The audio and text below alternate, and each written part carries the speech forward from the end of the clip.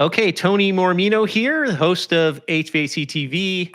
Happy New Year to everybody listening. Happy 2025. And before we get started with our next expert guest, this is the first podcast. Tony, this is the first podcast of the year. So we got to we got to give him a little something extra. Mm-hmm. Got to set the pace for this year. So we'll try to have a little bit of fun today. And before we get into today's podcast, I just want to say thank you all so much for listening. And thank you for helping us last year. I think we grew about 40% on the podcast last year. So that was a lot of fun, a lot of excitement. If you didn't catch our top 10 countdown and you're listening to this on our podcast right now, you can go back, and the last 10 podcasts that were issued were actually a top 10 countdown of the podcast from last year. So we did that one a day for 10 days. So if you're interested in what people are listening to, you can go back and check that out. So yeah. Maybe this one will make the top 10 for 2025. Let's make that the mission. So anyway, So thank you again for listening. Thank you for watching our YouTube channel, HVAC TV, if you do that as well. Okay, so today I got Tony Abate here, who's one of the leading world experts in IAQ. And Tony works a lot for ASHRAE. I'm going to let Tony talk a little bit about himself here in a second, but we're going to talk about two or three things. So one thing that's on my mind, Tony, I'd like to talk about is mold. I don't know if I'm using the proper term, remediation. So we had, for those listening and that follow us probably know, I live in Marshall, North Carolina, and I'm overlooking the valley right in front of me with the French Broad River. Well, it got flooded really bad in September and our office got washed away. So, Tony's here to talk about some precautions to take when your building gets wet, right? We're going to talk a little bit about that. And then we're also going to talk about another topic, which is still something building owners struggle with, which is getting employees back to their spaces after COVID. I think everybody got used to working from home and they're like, I don't want to deal with the traffic. But, there's a lot of positive attributes to having the team in the office frequently. And some people don't feel comfortable with that still. So we're going to talk a little bit about some products out there and some things they could do with IQ. And then we'll finish up with the AHR show. Sound good, Tony? It sounds awesome, and you're setting the bar pretty high. So I'm going to see if I can live up to the expectations. Well, you're going to do great. So yeah, so if you want to listen to this podcast, if you want to hear about these issues, Tony is really one of the foremost experts in the country, in the world on this. Actually, does a lot of work with ASHRAE. So Tony, why don't you tell the folks a little bit about yourself? Sure. My day job, I'm the Chief Technology Officer for AtmosAir. And we're a company that manufactures air cleaning products. Our bipolar ion technology is a unique technology. And those things on the wall behind me are not degrees, they're patents that we have on the technology. But we also are an air monitoring company. And that's fast becoming, I think, something that's more of a rule, less of an exception in kind of the age of transparency that we're in. Right, because how do the people know if it's working, right? Like that kind of thing, right? Like exactly. Ions, you can't see them, you can't touch them. I don't think you could feel them. Maybe you can, I don't know. But you monitor the air to make sure it was this way before the product's installed. Now you're getting this out of the product. Yeah, exactly. And just for general knowledge, people want to know, am I breathing something that's healthy? Do I need to be concerned about it? Do I have any idea what's going on in that clear and visible stuff around me? And, certainly a few years ago, we learned that stuff's really not invisible and it could really harm you. So I think it's where people, again, have enhanced their awareness towards what they breathe. It's funny you say that. I don't know where I heard this, but somebody was talking about, we pay close attention to water. And we may drink a gallon of water a day if you're doing it right. I don't drink nearly enough water, but if you're smart and you're drinking a lot of water, but in terms of air, we consume way more than a gallon of air a day, right? By volume. So it's like, it's way more important, but we don't put that importance on it. Am I saying that right? Does that make sense? Yeah, I think there's always been a bit of a, I call it taking for granted when it comes to air, in that you kind of don't smell anything. Your perceptions are, you're not feeling anything necessarily, except for discomfort. People know when it's too warm or too cold. So you're assuming that everything is fine. Now, oftentimes, many people can get affected by the environment around them. Things like volatile organic compounds can cause odors and discomfort, irritations.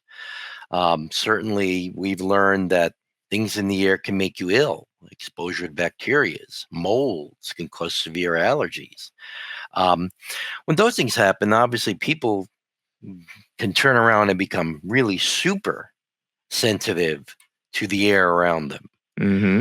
So it's always important to strike a balance between, again, being aware of what's going on around you, but certainly you want to address things sooner than later and be proactive about air, because being reactive about problems can cause things that may be difficult to fix, and certainly things that can affect your health that in some cases, can become, somewhat permanent and really damaging to people. There's been cases where people have been exposed to mold and mold spores for long periods of time unknowingly, and suffered memory loss problems and other things that really never left them. For something that, with a little more awareness and a little more attention, didn't need to happen. So much like we do with our bodies, we try to be preventative. We take supplements and we follow our diets. We want to know what's going in to prevent illness and other things. There's things we could do to the air that can accomplish the same things. And ultimately, like you said, we're consuming more air than anything. Yeah, and there's scenarios that happen, like you were saying earlier about you had a little bit of water in your garage, so you were wanting to dry that out and make sure there's no mold. So I've learned a little bit about wet buildings over the past few months living here. And, one of the things that's crazy I learned is like when the floods come through, the amount of mud it leaves behind and the stuff in the mud, like how toxic that could be, that gets all in the building too. Right. And some of that you can get out, some of it you can clean, but there's there's a wood timber behind me, and there's this building in particular is a 100-year-old building. It's a lot of wood and cement, which actually kind of helped. There's a lot of natural woods and things like that. But there's a lot of stuff that happens. Then you dry the building out, you clean it out, get all the stuff out of there, get all the furniture and stuff that's ruined, get that out of there. You dry it out. Some folks dry it with industrial dehumidifiers, some natural ventilation. We're very fortunate in that relatively the dew point was really low here after the flood. So we didn't really have, like, if it happened in August in Florida, that's a different story. That building is not going to get dry, right? Like, but here you could literally open up the doors. We had a lot of fans. We actually had some warehouse fans we brought in here and let them use during the time. But, at night it was in the 40s. So it was just blowing that cool air through there and really helping dry it out. And then the day it was like 75 degrees, 40% RH. It was perfect conditions if you're going to dry a building out. But then now you clean it up, you dry it out. So what do people need to be careful of in terms of mold, mildew? Those are two different things, I understand. Can you talk a little bit about what building owners can do in that scenario? Sure, absolutely. Oh, the one thing that you have to be careful with when it comes to any place that's had flooding, any moisture intrusion of any sort, is that yes, you dry it out to the best of your ability, and maybe you're not seeing any visible sign of mold, you're not smelling any mildew odor. The assumption is, well, I dried it out, I got it, there's no mold here. But mold likes to grow where people aren't. So whereas that wall you see behind you looks... Is that your bumper sticker, Tony? Is that a bumper sticker you have in your car? Maybe it should be. Mold likes to grow where people aren't. I love it. Absolutely true. Mold is very shy. That you know what? That is the name of this podcast right there. You came up with the name of it. So mold likes to grow where people ain't. How about that? We'll put a little Southern twang on it. Well, again, the bar was set high, Tony, so you got to aim high. So what you have to be really aware of, and this is where you need to really bring in a professional, is you could have mold growing behind the wall and never know it. Right. And when it becomes visible, that problem could be very large at that point. It finally broke through, but what it did behind the wall could turn out to be a very extensive, costly problem. Because it has spores, it gets into the air, and then it moves around, right? Right. So when you have any kind of moisture intrusion, I think you want to bring in the professionals early in the process. A remediation contractor, someone that can do testing, that can, again, look at the space, perform the proper steps to remediate the problem, but at the same time also test the air, test the surfaces to be sure that there's nothing growing beyond the remediation. And remediation also can be done very well. It can be done poorly. Spores are very light and they're microscopic, so they travel very easily. And they're like dust, they get everywhere. So you may have had a flood in the lower level of your building, but the building has several levels. Well, those spores are going to travel. They're going to get into the air system. The air system is going to do a good job of scattering them throughout the building. And now you could have spores in places you never would imagine. Well, it didn't get wet here. Why am I getting mold growing? Oh, I see. Right. And so that's where you got to be, again, very aware of. And when I say bring the professionals in early, lots of times these problems can be addressed before they get a chance to take root elsewhere and now cause a building-wide remediation instead of a remediation in one particular spot. And you mentioned things like sediment and other stuff, which can now carry bacterias and things that can be damaging to people's health.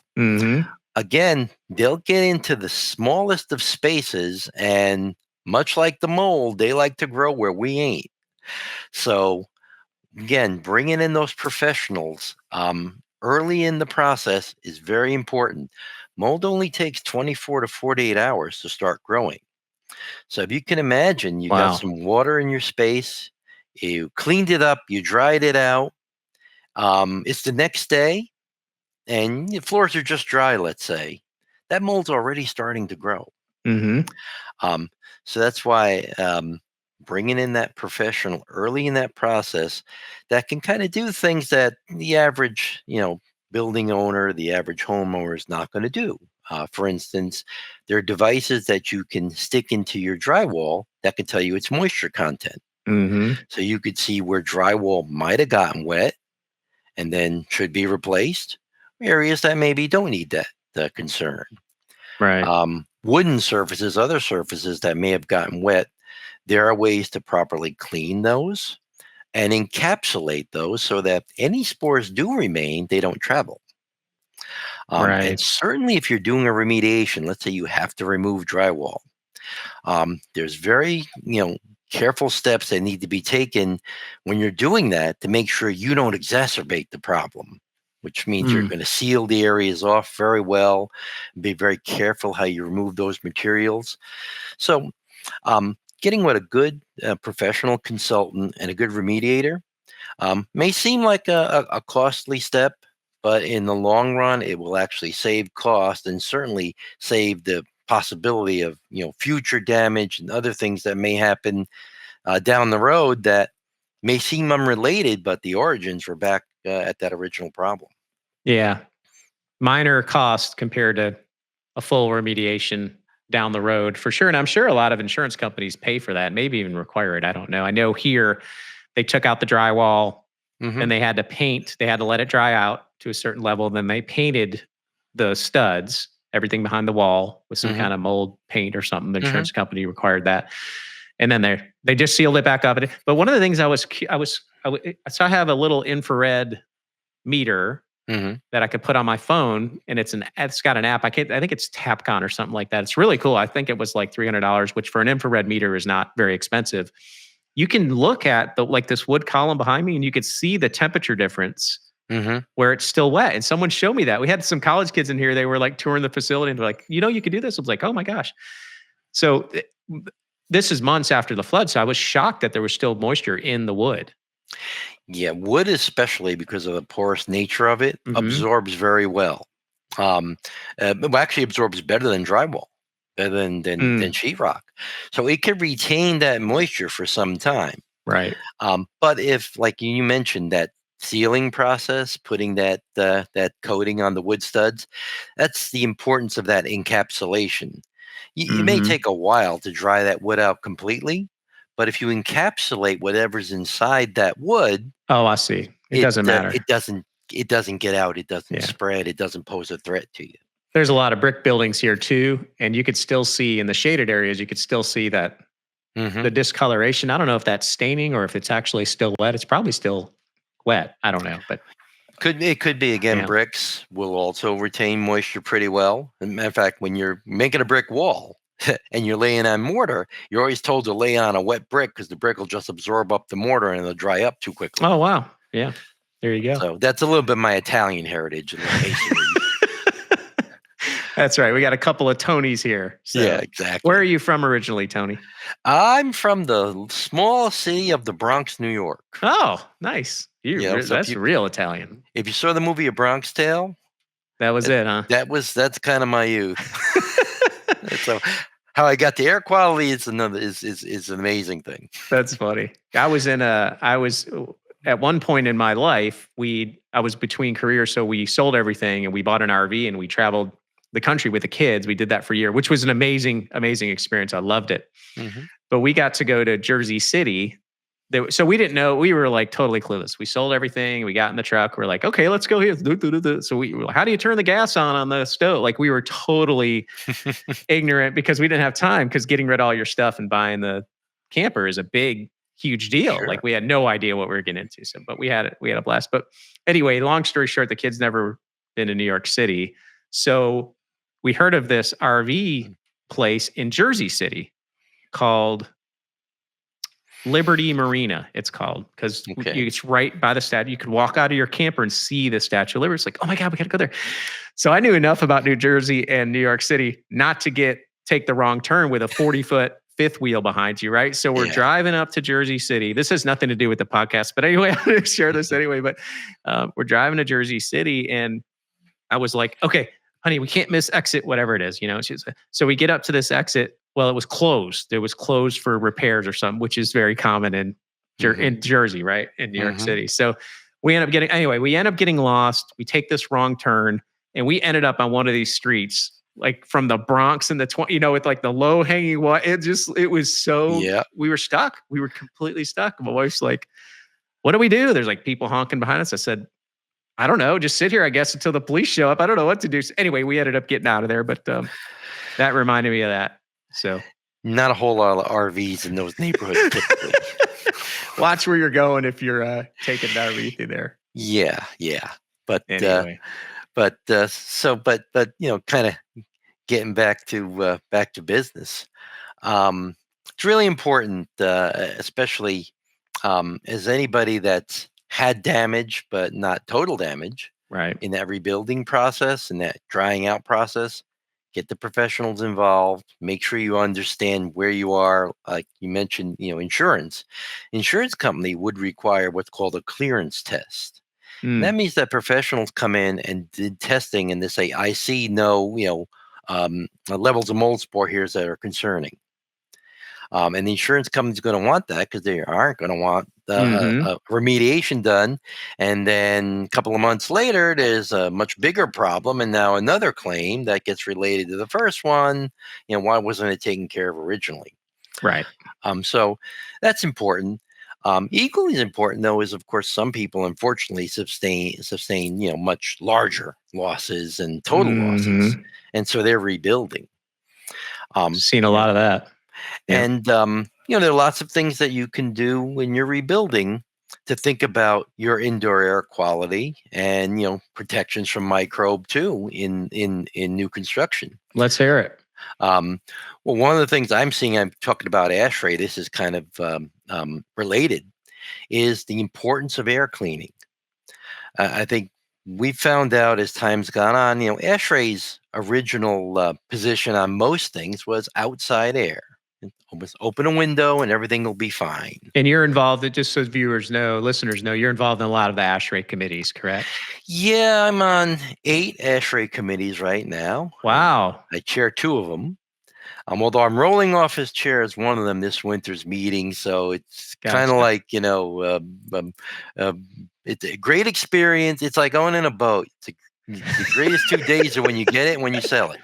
I get it. I totally get it. So, but still pretty highly involved in the ASHRAE committees. And what we're seeing again in the industry, which relates right down to anybody that's have to rebuild their home or their place of business, Mm-hmm. is how important air cleaning is to the overall health of the air in your space. For sure. Um, Outdoor air, of course, is not perfect any longer. Lots of outdoor air can be highly contaminated.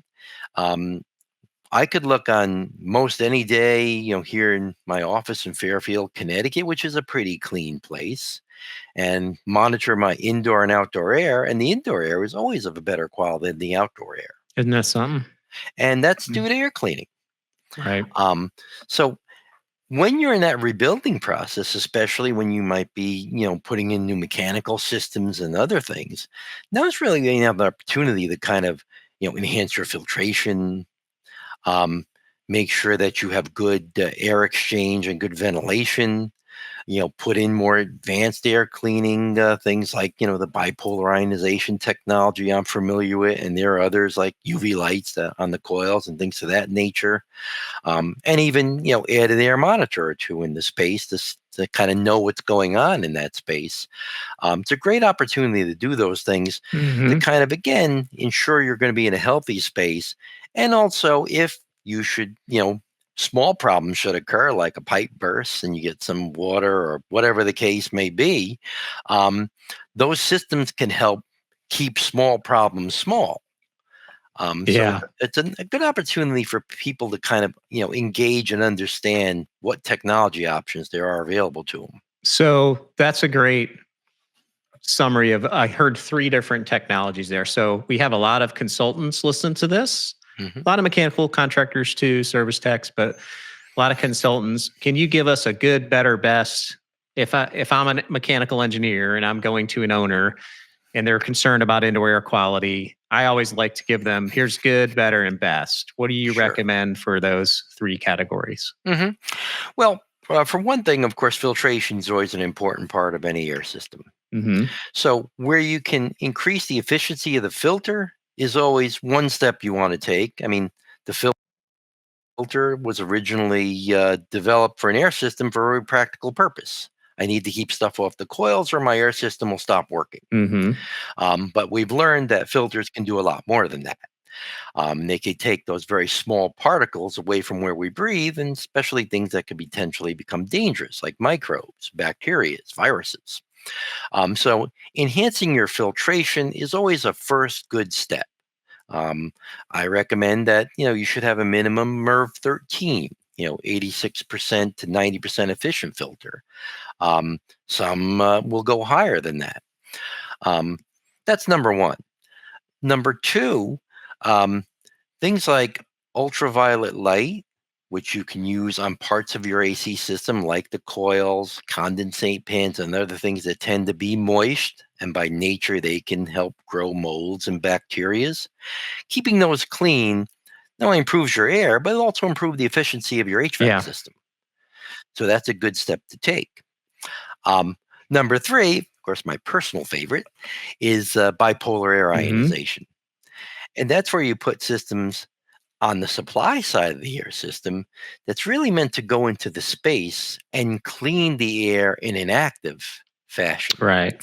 We talk about filtration or filters, I call them passive air That's right. cleaning. It says, bring the contaminant to me and I'll do something to it and I'll dilute the space with cleaner air. Ionization is an active technology that says, let me put my ions into this space and I'll go out and I'll attack contaminants from where they are and produce cleaner air. And the two can work very well Mm-hmm. together. So, what the filters can't capture, the ions can certainly attack. Um, Most filters are not particularly effective on microbes.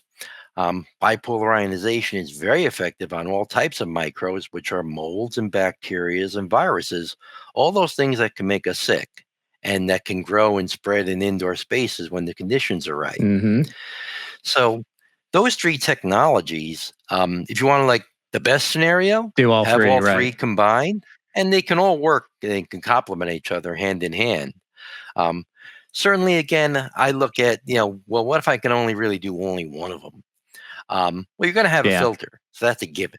they should try to have the most efficient filter you can have. Um, Again, for pure indoor air quality and treating an indoor space, the ionization is most beneficial because it's going to get into the space where you Right. breathe. Right. And especially, again, that ability to deactivate viruses, bacterias, molds are really important because those are the things that can affect And your if health. someone wants to learn more about the mechanism by which that happens, the ion attacks the virus or bacteria, is it, do they go to the website or the YouTube channel, or what do you recommend on that? I know you've done tons of talks on that. Oh, yeah. Yeah. I mean, our website, AtmosAir.com, has lots of information. We have videos on that. We can bring links to Hmm. YouTube and other things, and even a graphical representation that can show you exactly what ionization does to a microbe and how it really effectively deactivates it or neutralizes it, and it stops being a threat. Yeah. And it certainly um, stops it from growing and spreading. And I know we talked a lot about mold, but in an indoor space, it can be a great protection. Imagine, if you will, you're having a mold remediation in, let's say, the lower level of your home, and of course have your bedrooms in the upper level. Well, you don't want those to become, the have mold spores spread into those areas, especially where you Right. sleep at Right. night, where you respire more. Um, Having an ionization system in place protects those indoor spaces. Mold will not live where bipolar ions are present. So you can kind of protect the areas while you're working on containing and cleaning up the area that needs to be And they're safe for remediated. humans, right? Won't turn my hair Absolutely. orange or make my eyebrows fall I'm going out to or tell you something. something. Everybody in the audience, I'm going to shock you now. You ready for this? You're all breathing ions right now. What? That's right. Why do I need your We didn't product invent then if them there's already ions in there, Tony? because we did a really bad job of what we did in our environment, and we like to spew lots of stuff into Oh, it. I see. And I don't know about you, but I wear Chanel blue. I like it. Is that But a cologne? that's a Okay, cologne. gotcha. My daughter got it for me. I think it's great. But all these things that we do eat up the natural I see. supply of the Okay. ions. So we screwed it So up. We screwed it up. now we Gotcha. screwed it up. So with AtmosAir, we're saying, all right, let's just restore it. Let's get it back to what it's supposed to be, because air is supposed to be clean. Um, so think about going to high in altitude. If you've ever been skiing and you're out in those mountaintop areas, one thing that I know skiers do is they'll put their ski jackets outside, let them Mhm. hang when they're done skiing, and come back in a few hours, and that jacket feels as fresh as it came back from the Mm. cleaners. Well, you dried it out. That's one thing. When you're high in altitude, you have 3 to 4 to 5 times more ions than you'd find in where we're sitting right now. Right, right. And that helps to clean Hmm. things up: particles, VOCs, spores, bacteria, molds. Um, so it's just a little bit of nature brought back into our indoor spaces. It's funny you bring up skiing because after our event in Jersey City, we took our camper to Breckenridge and we skied at high altitude for 6 months. Maybe that's why I enjoyed it so much. All those Mm, fresh ions I was getting and all the skiing I was doing, and I wasn't there you working. That go. might have had a little bit of Mhm. something to do with it too. I'm not sure, but Well, see, and that's exactly right. You were invigorated. I'll tell you now again, geeky scientist that I can be. There are air ion counters. There are devices that can read the content of Mhm. ions in the air. If you turn your shower head on and you have the air ion counter nearby, you'll see it jump up the minute that water starts falling on the atmosphere. It produces natural Like being by the ions. ocean does the same Um, thing, I'm assuming. yeah. Or think about you're in a big office and they have an atrium, they have a big Mhm. waterfall or water feature. And when you're close to that water feature, doesn't it feel and smell a little fresher? That's a part of it. Got it. So Natural a little bit of ions. nature that you can exactly. So nope, you're not going to grow horns. You're not going to turn Mhm. orange. You're not going to, you're breathing ionized air right now, just not Yeah. enough. What do you say to the owner who might say, "Well, why do I have to buy your product? I've got this Amazon one for $30. It does the same thing yours does." Any advice to me that seems a little bit, I don't know. Yeah, exactly. I mean, ionizers become a very large term, Mhm. and there are ionization products that are very good, and there's some that are really virtually ineffective. Um, so you really have to understand the product that you're getting. One thing to look at is every product, or at least a reputable air cleaning product, should have a rating of Mm. performance, like clean air delivery rate that the folks at AHAM have come up with, or some kind of performance metric that it's been Tony, tested did you to. say AHAM? Yes, that's called the American Home Okay, Appliance gotcha. Manufacturer. So they could look that And up if they're curious. yeah, they developed a rating called Clean Air Hmm. Delivery Rate, CADR. You'll see many air cleaning products that'll show we have a 300 CADR on this product, or we have a listed clean air delivery rate. That at least gives you some basis to understand how does this product I'm looking at stack up relatively to other I like products. it. Um, the one thing to understand though about small gadgets or small air purifiers is they're meant for limited spaces. Mm. So if you own a building and you put some standalone air purifiers in the building saying, okay, I kind of cleaning the air in the building, well, they were only meant for a A defined small office space. or room like Most I'm in here. Put it in the corner. Gotcha. exactly. Yeah. If you want to treat a A whole building, well, building, you're going to right? need to do that through the central Right. system. And that's where again a product like ours and doing other things like enhancing your filtration and other methods are really going to be effective. Love it. Okay. So we talked about from the standpoint of, you had a flood, you got a wet building, you're worried about mold and mildew. There's another issue we could cover here real quick, which, the technology is the same, but it's different reason why you would use it or a different ROI, which is, since COVID, I know one of the challenges early on was to getting folks back into the building because they didn't feel safe and they got a little comfortable and maybe a little lazy and working from home. And, Hmm. I think there's a good balance between working from home and being in the office. Certainly it depends on the individual, but for me, I know there's a lot of benefits to having folks in the office the majority of the days from a camaraderie standpoint. And especially if you got new team members, they're not going to learn a whole lot. It's gonna be hard for them to learn and get up to speed. And I know when I came up, I had a lot of mentors who, I would go in their office 5, 10 times a day, like, hey, what is this here? What does this mean? And, I'm sure they were sick of me, but that's the way you learn. So it's important for businesses to get people back into their offices. Is that still a struggle? And what can they do for IQ to make people feel more comfortable about that? Sure. And yes, it's still an Hmm. issue.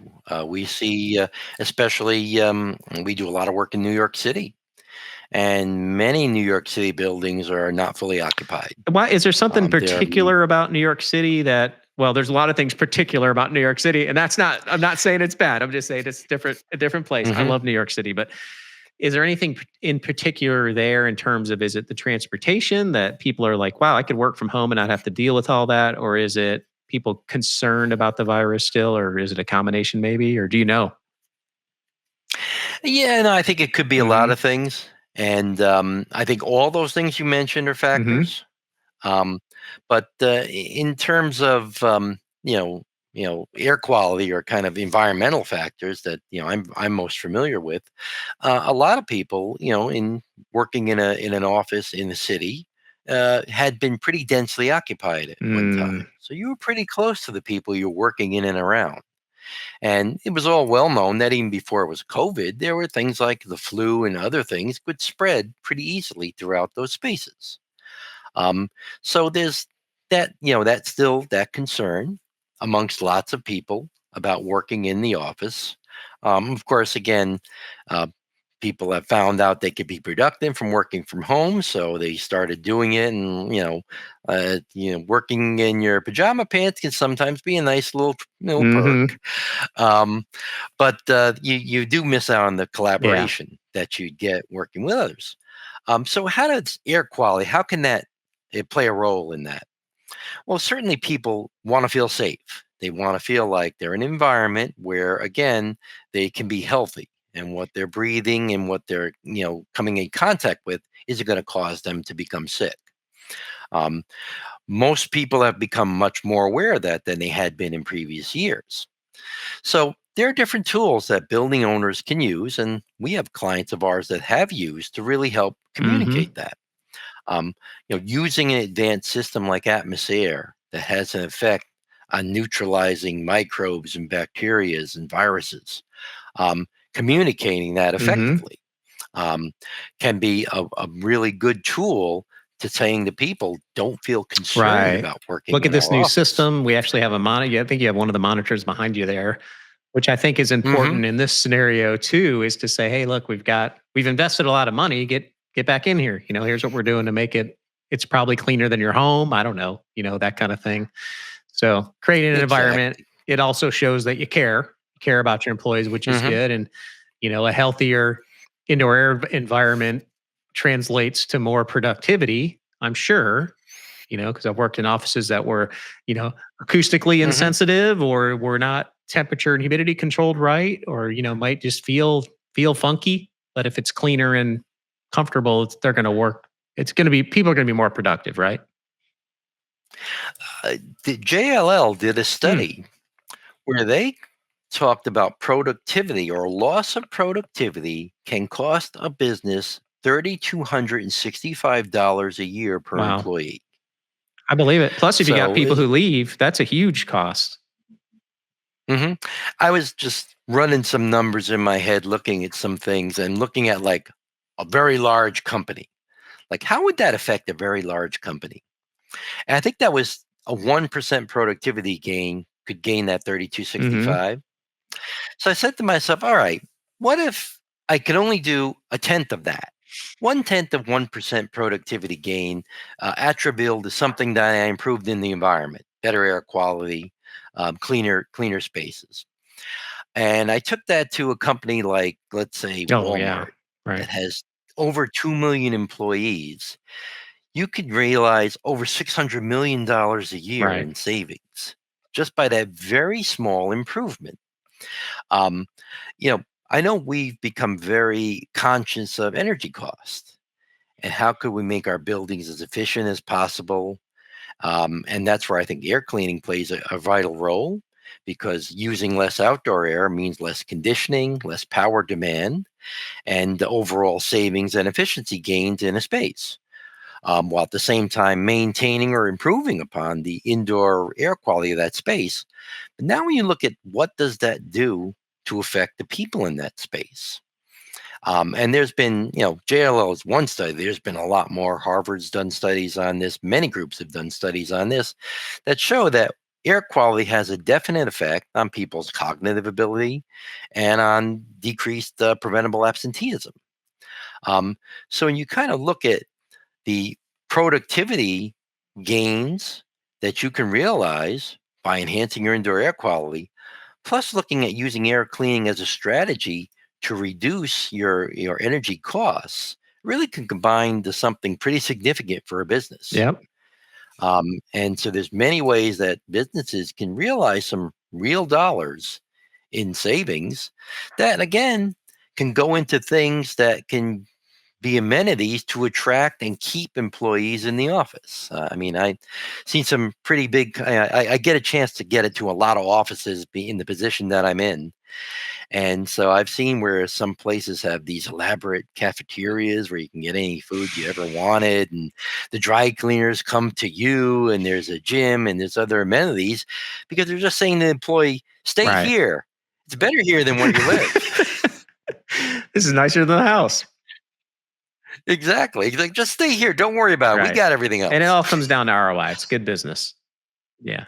Yeah, exactly right. Exactly right. And that's what businesses have to do Sure. these days is they have to really, especially, the millennial, the younger crowd, they're very aware about, what can you do for me? How is what going on around me affecting me? Um, and so that's why people that own and operate buildings and companies, they just need to be very aware of that, and they need to show that. That's where I think the air quality monitoring plays a big role. Um, it won't be very long before your smartphone will have some Mm, basic air quality sensor. And so you'll have a bunch of little whistleblowers sitting in a room saying, "Hey, my air quality is not great." Um, Now understand that something that small is unlikely to be right. that accurate. It's like the battery operated smoke detector versus professional smoke Hmm. detector. You burn a little popcorn, it's saying you had a fire. Um, so Professional air quality sensors that are in the space and also in the duct system are really the best way to comprehensively understand your air quality. One of the things we've done at AtmosAir is we developed what we call Atmos View, which is what's a public view screen. So imagine that little thing behind me, On but a much bigger TV and much size more screen. graphical. Yeah. Exactly. That could kind of just say to people, hey, the air in here is healthy. As a matter of fact, it's much better than the air outside. So feel good about being here. And then we even built into that a QR code that you could scan with your smartphone. And I want to learn more about what I breathe. Why do I care about indoor air Right. quality? What are particles? And things of that nature, because I think that's important too. Education. Yeah. I think the more people understand air quality, the more likely they are to do something about it. Speaking of that, if someone wants to get some hands-on knowledge and experience with this, I believe you're going to be at AHR. Yes, I will. Yeah, February is like the Super Bowl. I mean, we literally have the Super Bowl, Yeah. but it's the Super Bowl of engineering, the AHR Expo, which is also combined with the ASHRAE Yeah. conferences. So I will be both places. I'll be reshaping the industry, and then I'll be telling everybody, educating them about the importance of air quality and what you can do about it. Awesome. Well, I'm looking forward to seeing you there. I'll have the video camera there. And if you're listening to this, go over to our YouTube channel and subscribe. It's HVAC TV on YouTube. And then you can see the actual video of me and Tony at the HR show and all the other booths we have. So anything else, Tony? I think we did some good here. I think this is the third time we've had I you think too. so. Yep. No, I think this is great. I really enjoy it. I love, being able to teach people some of the experiences I've had through a whole lot of years. The hair started out black, but I'm getting I think it's quite a few grays. I've been noticing that lately. So you got a ways to yeah. go. But I think, as I said earlier, when people learn about indoor air quality and learn about the environment Mm-hmm. around them, they'll understand its importance, and that's when you'll really understand that I really should do something. And I think the doing something, ounce of prevention in IAQ is certainly worth that pound of cure. Yeah. So really maintaining your indoor environment, understanding how to deal with potential threats and how to deal with problems really can, alleviate much bigger problems down the road that can be, you know, damaging to your structure, but also damaging to you. That's right. And I think that's the important factor, making sure that what we do, has a positive impact on us. And just remember, if you're listening, if you take one thing away from this podcast, remember this: mold grows where people ain't. We'll end There it you on go. that. That's Thank you. all Thank right. you, I love Tony. it. My pleasure, Tony. I enjoyed it, and I thank you very much for having me.